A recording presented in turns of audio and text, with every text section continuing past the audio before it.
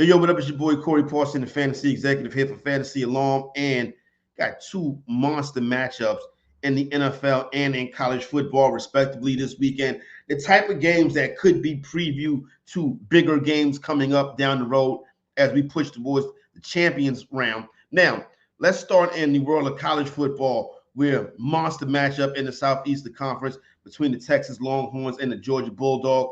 Big time college football game, right? And listen, Texas, number one team in the country, playing very well. They're ranked number one, rightfully so. They're a 4.5-point home favorite in this game. Nothing that I can say about that. But I'm going to take the 4.5 with the Georgia Bulldogs. And I know Georgia's already been on the road and lost to Alabama. But that's an Alabama program that's had Georgia's number over the past couple years. Coming into the season, I thought the Bulldogs were the best team in the Southeastern Conference and in the nation, period. And I still think it ends up that way. And I think that loss to Alabama helped refocus the Bulldogs. And I think this weekend they'll go down to Austin and get a big-time W, take the 4.5, and hit the money line as well. Now let's come back to the professional ranks on Sunday.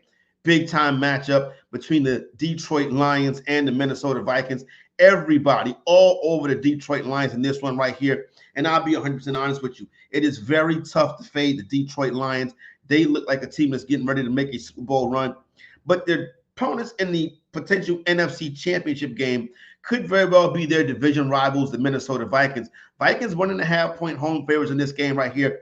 It almost feels as if Detroit should be the favorite the way the public is getting behind the Detroit Lions. But I'm going to take the team that's 5-0 straight up and against the spread, laying points at home versus the trendy underdog. So give me the Minnesota Vikings to get the outright W over their division rivals, Detroit Lions, this weekend.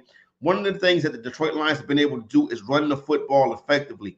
That is not going to be the case on the road in Minnesota this weekend. Minnesota also a very tough place to play. Low key, people talk about, the 12s and the situation you got down in Kansas City, and obviously the dome down there in NOLA when they're good, but they're not.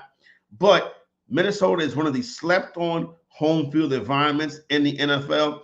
I like the Vikings to get a big-time win. So there you go right there. Your man Corey Parsons, the fantasy exec. Don't say I never gave you anything. I just gave you two winners on a big-time football weekend.